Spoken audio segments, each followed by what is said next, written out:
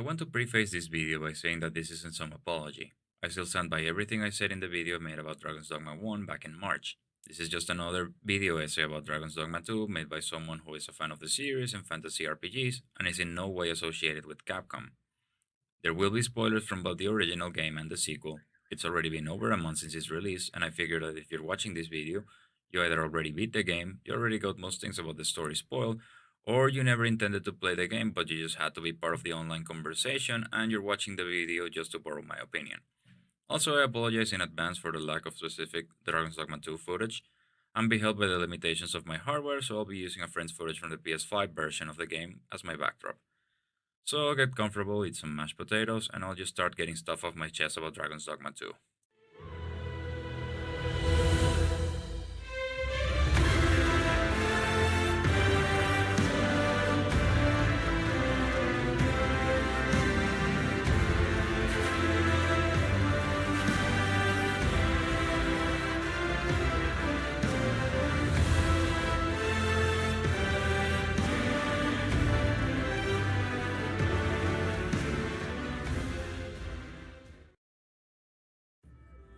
I'm going to start with the positives, the things that the game does right, which are plenty, but I'll stick with those that stood out for me.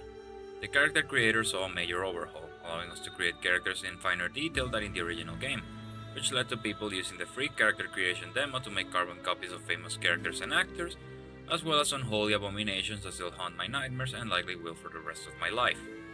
The new addition in playable races, the Beastren, got just as much detail as humans in how customizable they can be, letting us go from Lion of the Thundercats all the way to something you will see in DeviantArt's front page.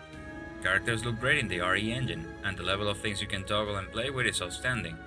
Seeing your creation move and emote both in gameplay and in the real-time cutscenes make those hours spent in the character creator feel worth it. My only complaint about is that there's many hairstyles that are just duplicates or remixes of another, instead of having more variety. I would have preferred something similar to Neo 2, letting us mix and match pieces to create our own hairstyles or just toggling certain strands on or off, but other than that, B+ for effort. It is 4 times the size. The map is a major improvement over the original games, featuring a much larger playable area, more varied locations, and many secrets to uncover. This time the world feels more populated, maybe a little too much sometimes. There's plenty of locations you can visit and people to meet in every area.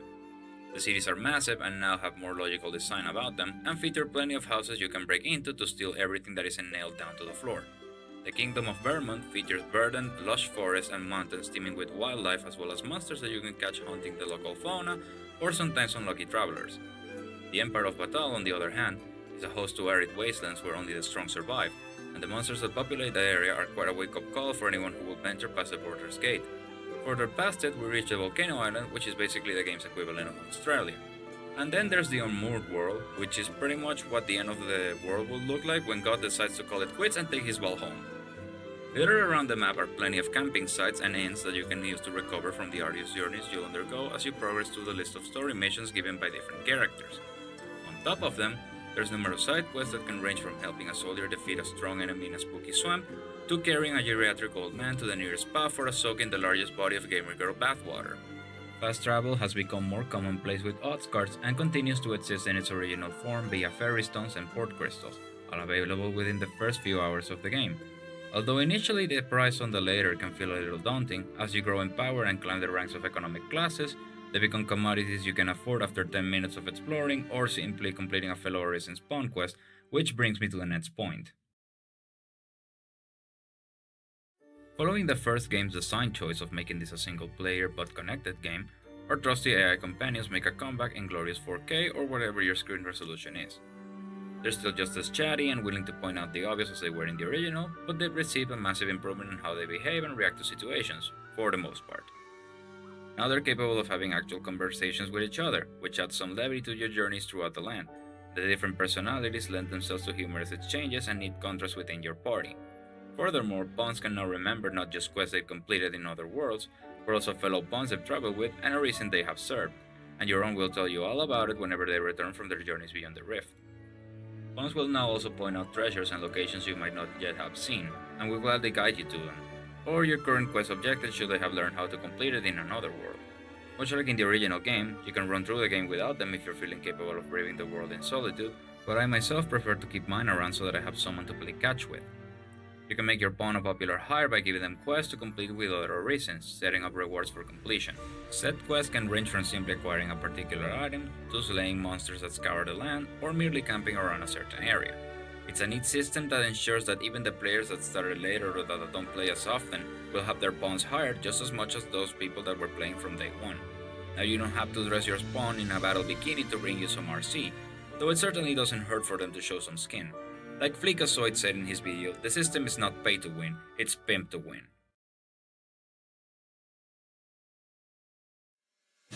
Most vocations from the original game have returned in the sequel. Some have remained largely the same, though in general most have been overhauled to make them more distinct from one another. Mage and Sorcerer, while sharing similar armor sets, now emphasize their respective roles, making them feel different from each other other than simply limiting spell lists. Fighters continue to be sword and board tanks, and warriors are still racking up knockdowns like their heavyweight champs. The Strider from the original game has been separated into Thief and Archer, the former focusing mostly on DPS and dealing critical hits to the enemy using daggers, while the latter provides ranged support with their bows and arrows. Magic Archer continues to be a monster inside closed spaces such as caves, and now has more skills to support the pawns and itself without losing its ability to bring down large enemies with focused quickfire or take on crowds with AoE attacks. Mystic Spearhand is pretty much how can we make the player feel like Virgil from Devil May Cry 5 without giving them a katana. A far cry from the previous game's Mystic Knight, though not an unwelcome change. It's distinct enough from the other classes and encourages an aggressive playstyle, which is quite in line with the combat the game offers, on top of looking and feeling good to play. Trickster is an interesting choice, being mostly a support class that has the recent step back from the spotlight and relying mostly on the pawns to do damage. All the while, they're able to run interference on the enemy, setting up illusions, pulling aggro off your pawns and causing friendly fire using your decoy. It's pretty similar to playing V in Devil May Cry 5, only your companions are controlled by AI, so make of that what you will.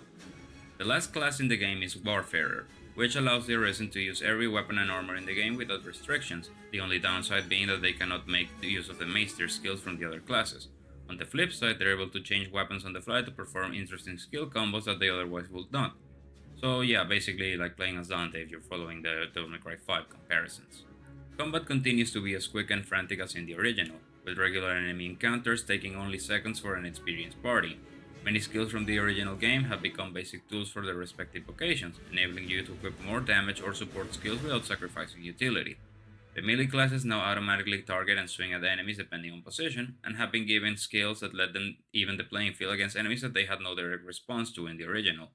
Ranged classes now also aim automatically, but you still have the option to manually line up shots in case you want to snipe enemies from afar. You're still watching? Good, because here comes the part most of you clicked for. The complaining, the whining, and the things where you'll go to the comments to tell me I'm wrong and to godsmack myself. As much as I want to love this game, more than I love the first, I'm not blind to its shortcomings. So first and foremost, the story is abysmal, and that's saying something when the original games wasn't exactly Shakespearean. I know they've never been heavily narrative-driven games, but still, come on. It starts off well enough, leading you into the conspiracies to claim the throne of Vermin, but as soon as you step into Batal, all that build-up just nosedives, and before you know it, you're fighting the dragon, and then in true JRPG fashion, you wind up fighting God, again. So the first game's story, only now it lacks all the build-up between peaks, and instead of making reaching those story milestones feel good, it's all just a constant bar of filler between heading out to kill monsters.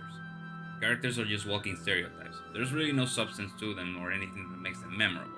You could swap their places around the world and nothing will change. Even characters that are supposedly important hold very little weight on the story.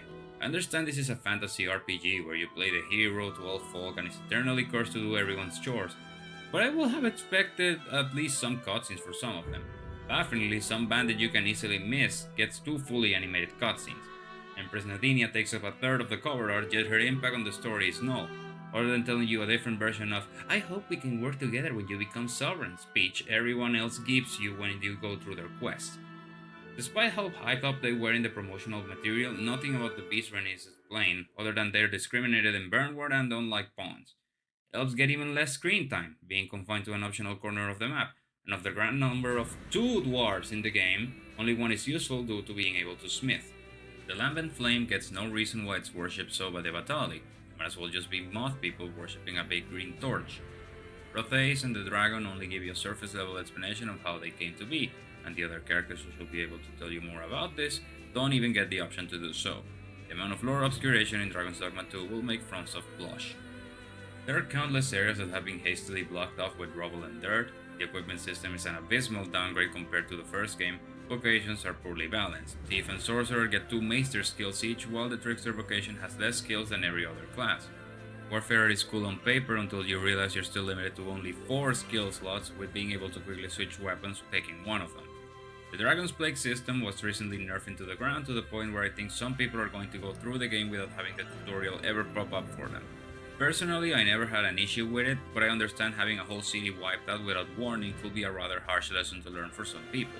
I think it should have been a New Game Plus exclusive mechanic given how it's connected to the true ending of the game. I would also mention the whole microtransaction fiasco at launch, but honestly it'd be beating a dead horse. Every Capcom game released since Resident Evil 7 has done the same thing, sending you cheat codes to unlock things that you could easily get by playing the game. Mind, I'm not saying that it's justified, it's still a shitty practice. But in the era of paid battle passes and monthly subscriptions on top of already paying for an online service, microtransactions being a scrub tax is the least of my gripes with this game. It's an odd feeling to play the sequel of a great game that could have been better if given the time, money, and had the technology. Then being told for 2 years that this was the game they always wanted to make, and this time they got the time, money, and the technology. Being told that they actually didn't advertise everything. There were secrets that they wouldn't show. And then you play it, and for the first 15 to 30 hours it captures that magic. You feel like they did it. They got the time, and the money, and the technology. But then, the magic stops at the border. All the same issues from the first game start to seep through the cracks until you start to feel as if the foundation is rotten. You could just ignore it back in Dragon's Dogma 1 because of how much potential was there. You could see what they wanted to do but couldn't because it was 2012. And now, 12 years later, the same potential is there. I'm left wanting in the same way the first one left me wanting. After 200 hours of fighting the same goblins, saurians, and harpies, I'm left wanting the game I never got because I just had to get it out the door before the end of the fiscal year. And I'm still playing through the game. I've collected every damn secret token and golden trove beetle. I've slain every monster including the Sphinx, and I'm in New Game Plus already. Just dicking around with mods in a world that I know is just a recreation of the one I experienced on my first playthrough. There's no drive to try to do things different in some quests I failed on my first playthrough, other than being able to buy certain gear from one vendor. I'm not looking forward to anything else other than filling my storage with 2 of every equipment piece and call it quits until the DLC with the last third of the game eventually comes out. Anyway, that's all I've got to say about the game as of now. Next video I'll be talking about stuff other than video games, so if you want to check that out, hit the subscribe button. I'll see you on the next one.